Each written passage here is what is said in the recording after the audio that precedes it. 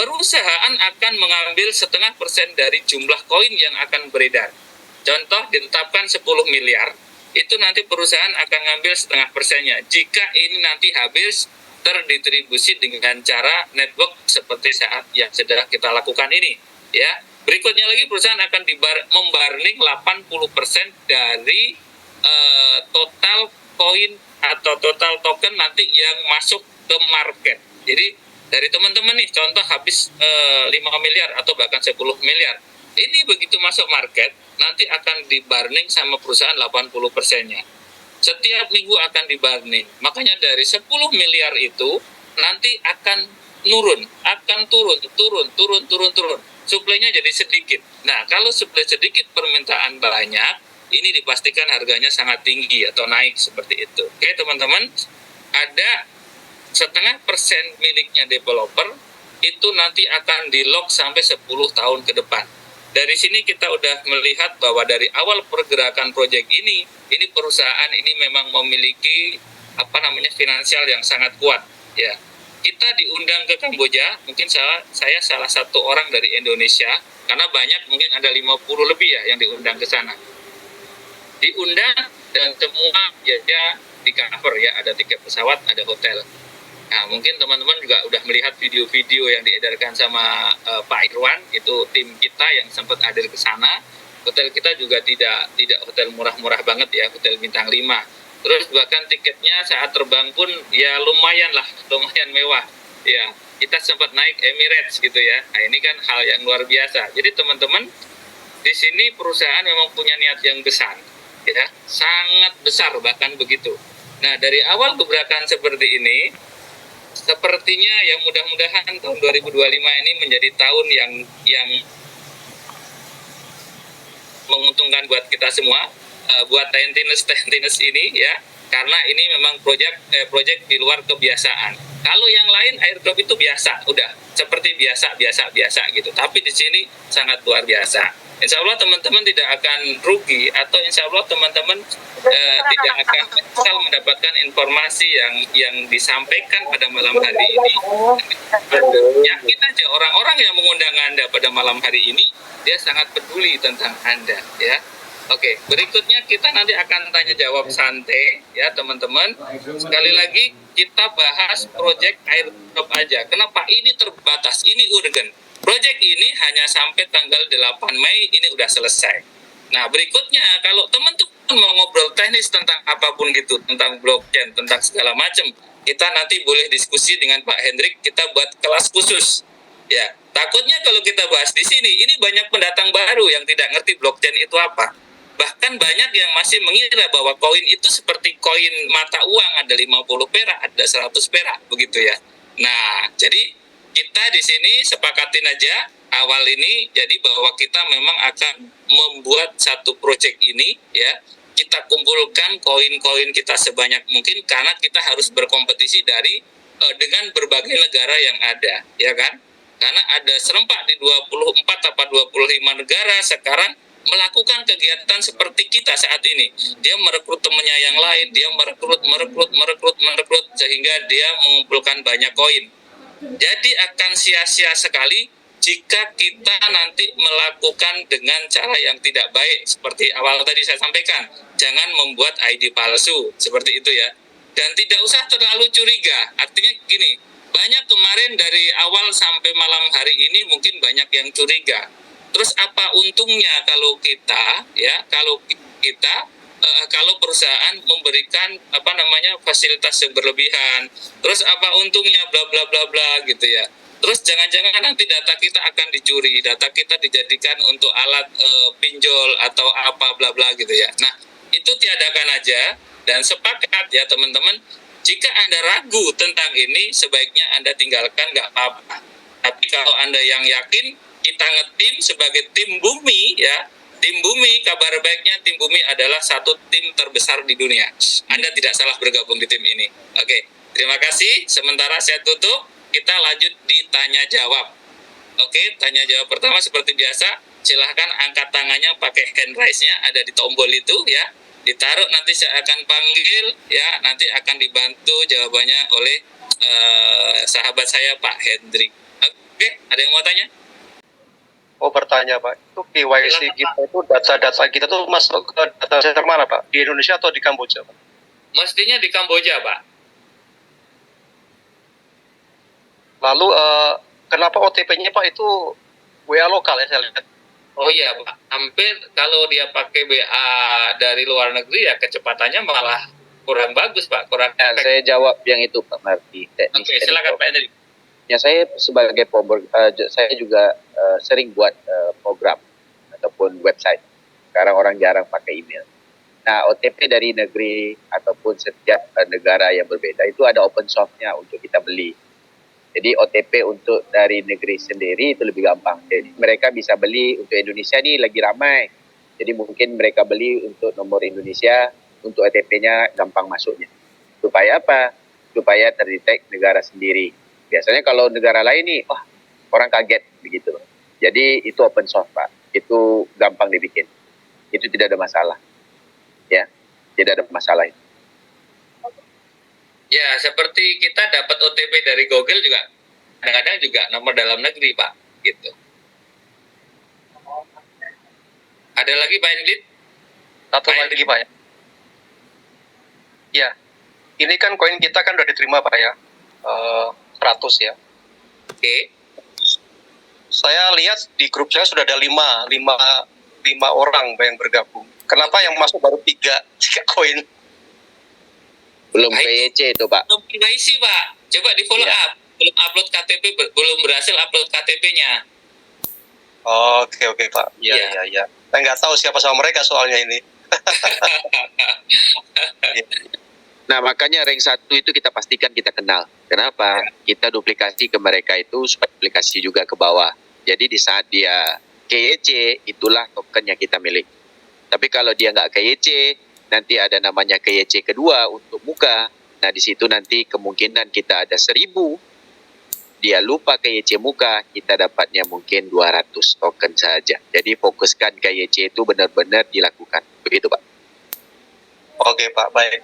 Terima kasih, Pak. Sekian, Pak. Terima kasih. Ya. Hal yang kedua, Pak Mardi, tentang teknis kripto ya. Di grup saya tuh ada yang tanya, kayak roadmap, white paper, apa. Saya bilang, Pak, kalau saya baca, ini kan rebutan ya. Jadi tim leader Indonesia ini fokus ke market fund-nya, saya bilang. Oke, kalau kriptonya sendiri kayaknya belum dibahas, saya bilang. Kayak untuk singkatannya begini, Pak. Nah, pokoknya proyeknya super fantastik, Pak. Nanti kayak Pak Mardi bilang, nanti kita akan buatkan khusus untuk bagaimana pola dia bergerak, bagaimana CTC ini menjadikan duit, dan kenapa kita harus nge-hold CTC ini di harga paling tinggi. Nah, jadi dalam masa yang sama, sedasar pemahaman mungkin, anggap Bapak punya saham di Gojek. Ya. Lalu Gojek ini menghasilkan 10 juta Gojek yang ada di Indonesia dengan penduduk Indonesia 300 juta. Dalam waktu 1 menit 10 juta Gojek ini bergerak menghasilkan 2.000 perak per Gojek, itu per menitnya menghasilkan 20 miliar. Sekiranya 80% dibelikan saham yang kita punya di Gojek itu, agak-agak saham yang Gojek itu naik atau turun, Pak? Naik. Nah, itu yang akan terjadi di dalam sistem ini. Karena proyek-proyek cryptocurrency yang akan terjadi di CTC ini, itu fantastik. Nanti kita akan bahas sesuai dengan topik Zoom kita malam ini. Begitu ya Pak ya? Baik, siap. Tapi kita fokus yang hari ini bukan proyeknya. Karena kita sama persis kayak gini. Ini dunia udah mau kiamat nih. Masih mikirin lagi. Aduh, pesawatnya udah meledak nanti kalau aku naik. Lebih baik kita naik pesawat daripada kita tunggu di bumi. Begitu Pak. Ya, sekarang kita penuhkan, kita banyakkan sponsor, pastikan user kita di bawah itu KYC, untuk bagaimana nanti token yang kita dapat ini banyak, kita bagaimana menghasilkan duit, nanti kita akan pahamkan teman-teman satu persatu di Zoom yang beda Pak. Begitu ya. Baik Pak. Oke. Dilanjut. Makasih Pak. Nanti Pak Hendrik. Berikutnya Pak Berton.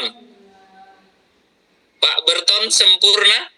Ya, selamat malam Pak Mardi. Malam. Selamat malam juga Pak Hendrik.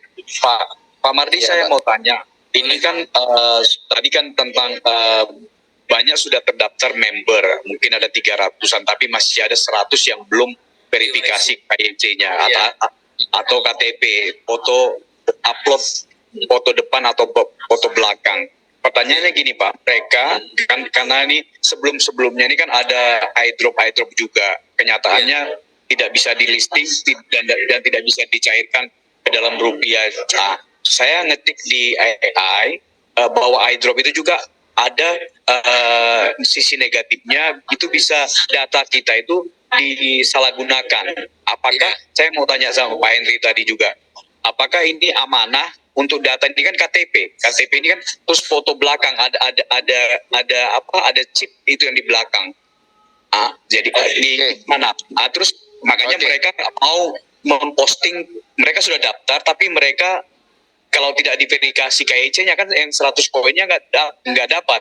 Terus kita juga yang 3 koin kita kan nggak dapat gitu Pak. Jadi pertanyaannya tolong dijawabkan, karena saya membaca itu nanti takutnya seperti perusahaan-perusahaan yang sebelumnya itu data kita untuk dipakai untuk penipuan dan juga untuk pinjaman dan sebagainya. Tolong dijawab Pak Mardi atau Pak Henry. Oke. Jadi begini, saya bagi ruang untuk pemahaman teman-teman. Sebenarnya kayak Pak Mardi bilang tadi, kalau tidak teman-temannya tidak setuju untuk mengupload KTP, nah tidak ada masalah, jadi ditinggalkan saja. Tetapi kalau mereka melihat ini peluang, sebuah peluang yang besar untuk mendapatkan keuntungan yang cuma-cuma, bisa digarap dan carilah sebanyak-banyak mungkin. Karena kalau kita bicara tentang KTP, kenapa dia membutuhkan KYC KTP? Karena KTP itulah mewakili pribadi diri kita sebelum wajah kita. Nah, KTP itu bisa juga digunakan mungkin untuk proyek-proyek yang lain. Sekiranya CTC atau Tantin ini owner tidak tampil. Tetapi CTC ini ownernya tampil, dia mewawarkan, mereka membuka sebuah exchanger dan legalnya itu ada di Cambodia. Nah, dan juga owner utamanya adalah berasal dari China. Jadi dalam masa yang sama, kalau dia tidak membuat KYC, mengupload KTP, bagaimana dia tahu kita ini adalah manusia? Karena kalau tidak pakai KYC, orang bisa nuyul dengan tanpa data pribadi. Jadi kalau untuk penipuan, di sini kan tidak ada namanya minta rekening bank. Benar kan?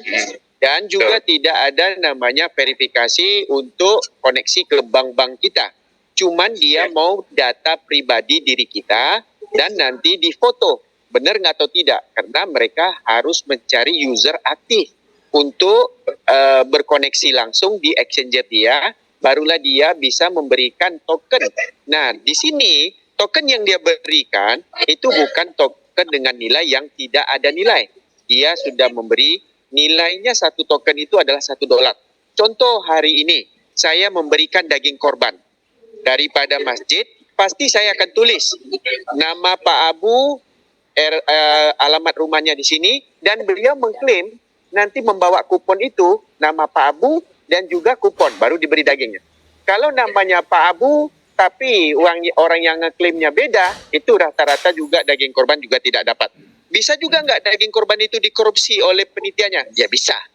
Benar kan? Jadi dalam masa yang sama, di sini momentumnya kita udah terlewat cerita tentang security. Siapa yang ada Facebook, siapa yang ada IG, dan mereka boleh tahu nenek moyang kita, dari 7 keturunan kita dan 7 keturunan ke atas, di mana kita sering nongkrong, di mana sering kita pergi-pergian, itu di Google udah terdetek. Itu paling sadis dari berbandingkan cuman dengan modal KTP tok.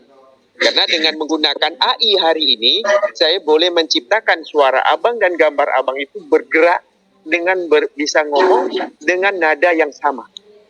Betul. Itu lebih sadis daripada cuman KTP tok. Lagi-lagi KTP di Indonesia itu low profile-nya untuk security-nya amat minim. Karena kita udah dijebol oleh Kominfo, udah dijebol beberapa kali oleh negara luar. Kita aman-aman aja. Pertanyaannya, kalau uang kita di dalam kamar ada 3 koper, jangan gabung di CTC. Takut nanti data kita memang hilang. Tapi kalau uang kita cuma ada 100.000 di dalam rekening bank, ini adalah momentum untuk bagaimana kita mengamankan kesejahteraan teman-teman yang belum pernah paham tentang kripto yang menghasilkan. Contoh salah satunya WLD. WLD memoto retina mata kita langsung dapat 2 juta. Waktu saya klaim itu 2.500.000. So sekarang aman-aman aja, nggak ada siapa-siapa pun, karena memang nggak ada uang sebanyak 3 koper di dalam kamar saya, ya kan? Jadi inilah namanya cryptocurrency, dan juga bagaimana pola mereka mencari keuntungan dengan kapasitas user yang besar dengan diiming-imingkan airdrop. Tapi kenapa kita ini percaya airdrop ini bisa dijadikan duit? Karena owner berjanji untuk menggunakan token CTC ini sebagai utility utama fungsi untuk blockchain-nya. Jadi di sini semakin banyak transaksi seperti Gojek yang saya bilang tadi, tokennya itu bisa melonjak harga lebih dari $10. Nah, begitu. Jadi kita sekarang ini bagaimana kumpulkan tenaga kita untuk edukasi, duplikasi, KYC, dan ini suruh teman-teman yang lain mendaftar. Supaya apa? Duit di depan mata, klaim aja lah. Cuman modal 1 KTP. Tidak ada masalah bagi saya. Begitu, Pak. Ya, terima kasih Pak Hendrik. Tambahan sedikit begini, teman-teman yang sudah bermain kripto dari awalnya mungkin ada bitcoin.id dulu ya, atau VIP ya, itu Indodax lah sekarang, itu semua memang verifikasinya begitu Pak. Kita tetap semua, atau teman-teman yang suka pada melakukan trading forex ya, di broker-broker itu, mereka juga memang minta KTP depan belakang gitu. Jadi kalau namanya exchanger ini memang harus ada standar verifikasi dengan ID kita. Nah kebetulan saja ini ya, si Tantin ini memang terlalu viral ya. Ini masuk sampai ke ranahnya orang-orang yang mungkin tidak ngerti exchanger ya, gitu-gitu. Makanya ini jadi bahasan. Jadi sebagus apapun program yang kita sampaikan, tetap aja ada beberapa orang yang tidak trust lah, nggak percaya atau ragu-ragu gitu. Nah, seperti yang di awal sudah saya sampaikan, jika ada keraguan dalam proyek ini, silahkan ditinggalkan saja. Memang nggak cocok proyek ini untuk bapak-bapak, ibu semua di ruangan ini gitu ya. Berikutnya ada Imas, silahkan. Kalau yang dari Malaysia pakai paspor oke-oke aja Pak, kayak itu Pak, lancar Pak. Tuh sudah ada yang pakai, oke. Karena saya Pak, orang pasti pakai paspor. Ya, oke, Pak Abil Rizik, oke, siap. Terima kasih informasinya. Berikutnya saya panggil Imas. Ya, assalamualaikum, boleh? Waalaikumsalam.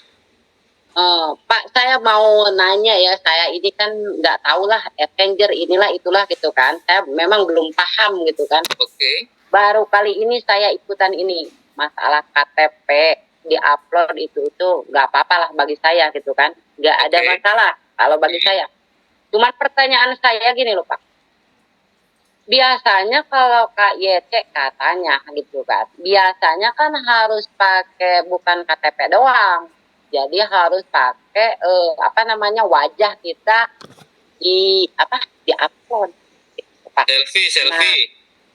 Di selfie. Jadi pertanyaan saya itu bakal pakai apa enggak? Terus kalau pakai kapan? Iya, nanti ditunggu. Nanti itu memang kepake. Jadi udah ada jelas di sana pengumuman bahwa berikutnya nanti ada verifikasi wajah. Jadi mungkin atau nanti kita didetek gitu ya, seperti Indodax itu kalau teman-teman udah pernah verifikasi, jadi disuruh buka mulut, disuruh kedip-kedip mata, tengok kanan, tengok kiri, angguk ke bawah, ke atas.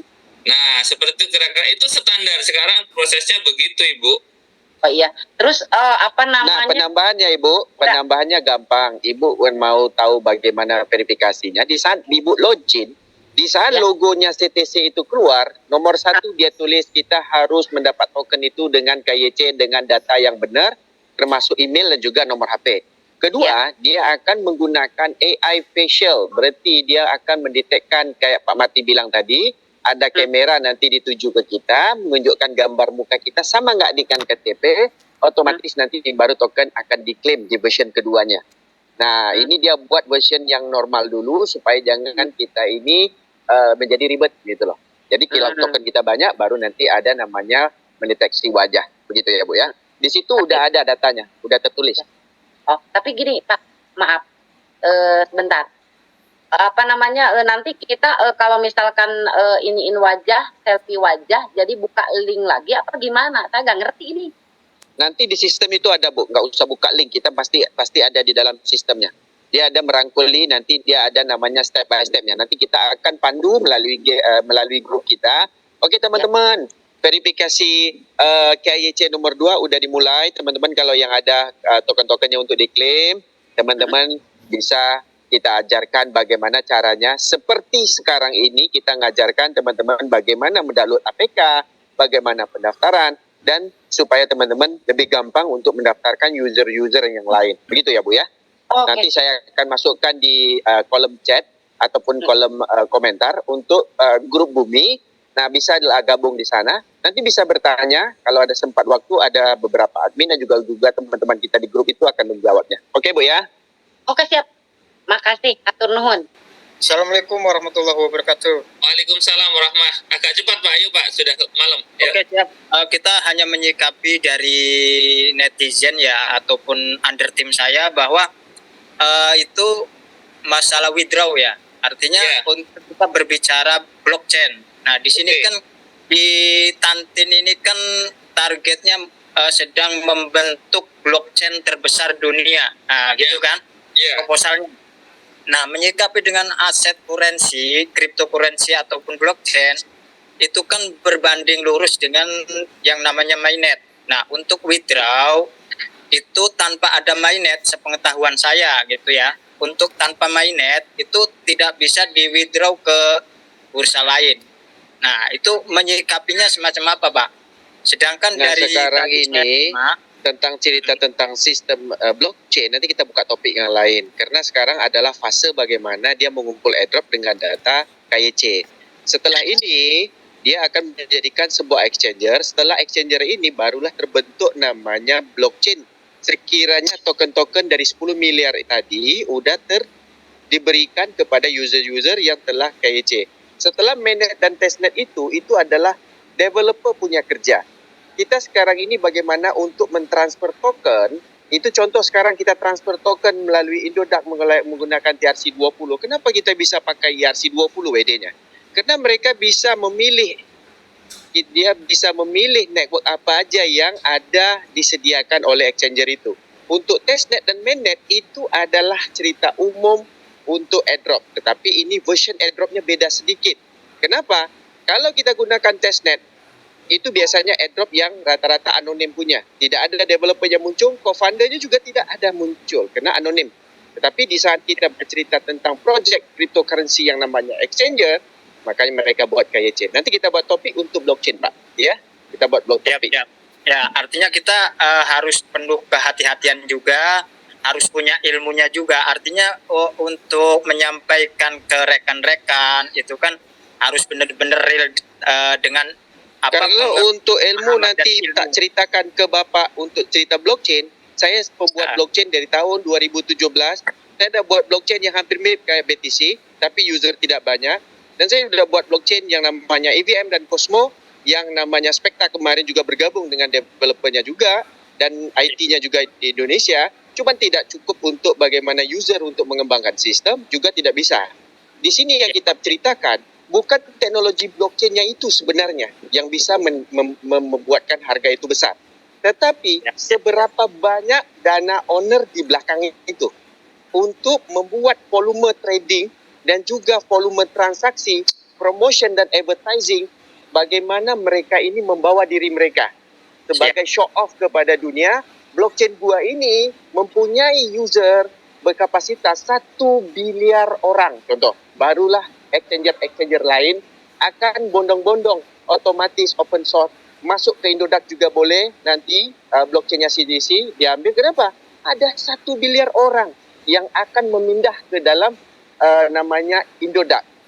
Boleh jadi. Nah, ini yang menarik buat saya, Pak. Artinya kita biar bisa jawab ke netizen, ke under tim saya, karena mereka banyak yang istilahnya hanya sekedar daftar, cuman salah satunya takut KYC, takut istilahnya karena tidak ada mainnet, tidak mungkin ada withdraw, tidak bisa withdraw. Nah, itu yang belum saya bisa jawab ke mereka karena mungkin saya potong dulu yang Bapak bilang tadi.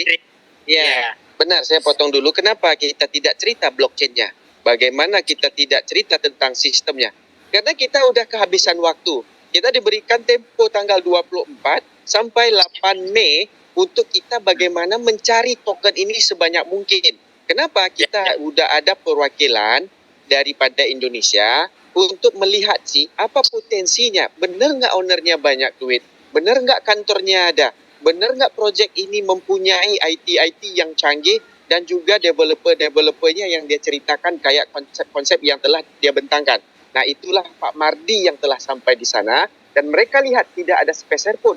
Kita tidak ada namanya private sale, tidak ada pre-sale, tidak ada launchpad dan juga tidak ada token yang langsung masuk ke deck kayak Origin. Nah, kayak Origin sampai sekarang tidak ada ownernya, tetapi bisa berjalan. Kenapa? Karena orang diiming-imingkan untung. Secara logika beli di atas tiba jatuh di bawah per 0,8 jam bisa dapat untung. It's called bullshit. Kenapa? Sekiranya tokennya jatuh, developer menjual di market, itu siapapun tidak tahu. Itulah namanya anonim. Beda dengan CTC. Hari ini kita udah kelewatan waktu. Kenapa? Kita udah berjalan tempoh udah hampir 5 hari. Untuk bagaimana kita hari ini bisa mengumpul token sebanyak mungkin untuk teman-teman kemungkinan bisa mengubah gaya hidup teman-teman mungkin 1%, 2% dari segi ekonomi. Kenapa? Dengan skala yang saya lihat dari proposalnya, owner memang mampu untuk bakar duit untuk menciptakan volume trading yang super fantastik. Kenapa? Di sini ada project NFT, game akan berkoneksi, mungkin ada game berbentuk gambling, game juga berbentuk namanya RPG, ada game juga namanya bentuk strategi, di dalam yang namanya DEX, Decentralized Finance akan bergabung di dalam sistem teknologi blockchain-nya CTC ini. Nah, itu kita tidak tahu lagi bagaimana transaksi game itu bisa menciptakan transaksi yang banyak. Nah, itu gas fee-nya ini akan digunakan adalah CTC yang kita cari hari ini.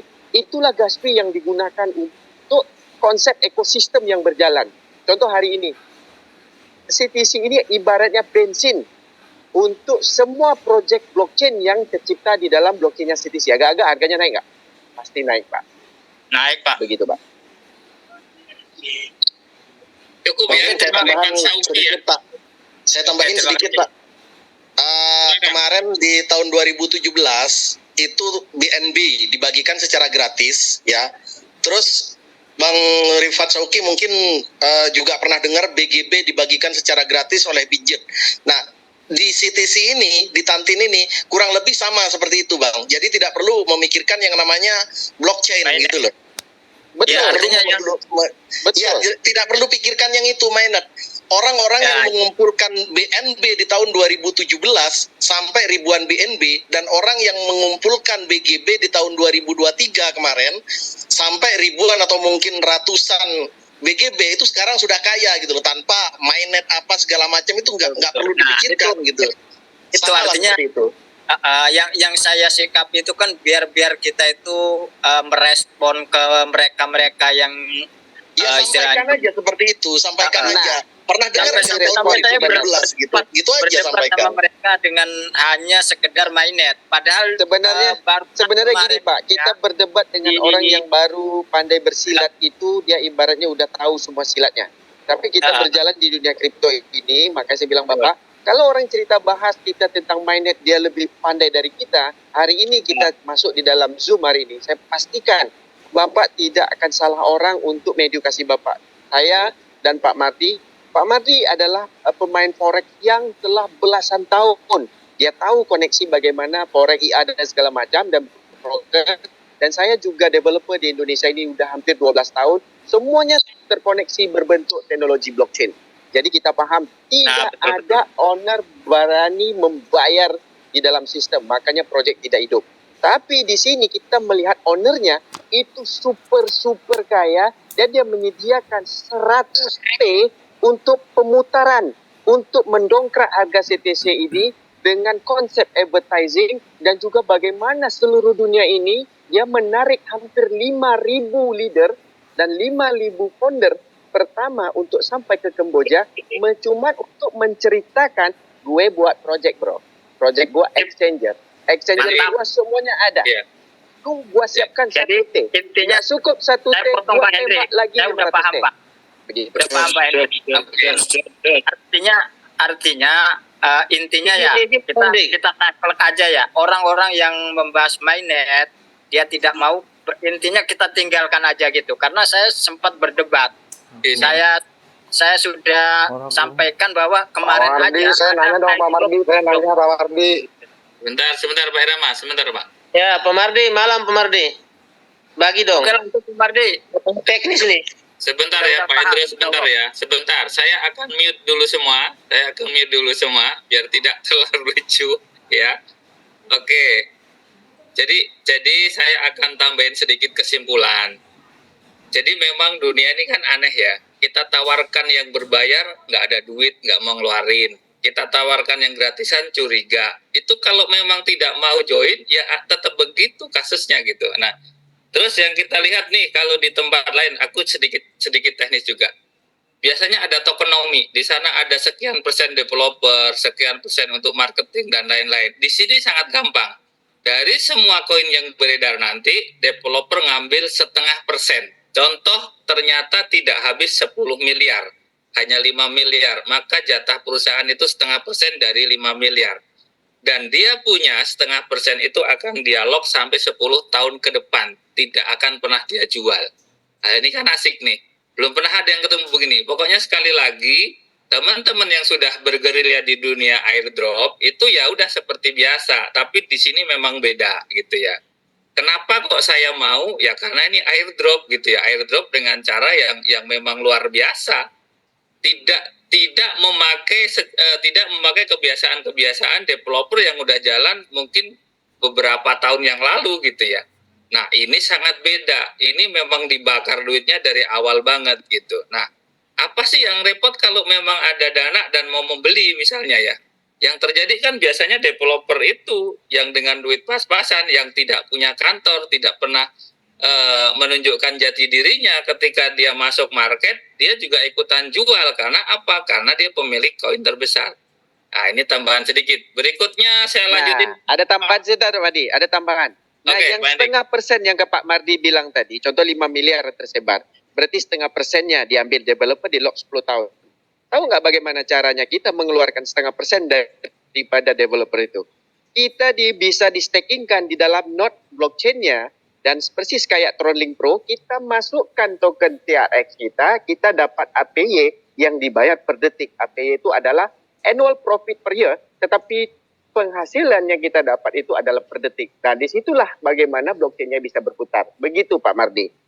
Ya, ini sekali lagi ya, teknis yang begini nanti kita akan bahas di dalam room yang berbeda.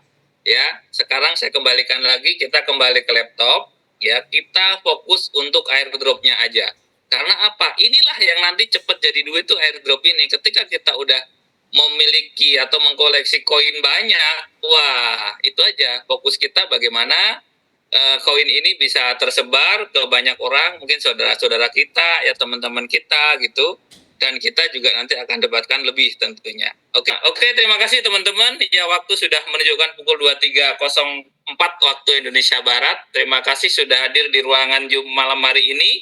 Ya, mungkin ada salah kata, salah penyampaian yang membuat hati tergores, gitu ya, atau menyinggung Bapak Ibu semua.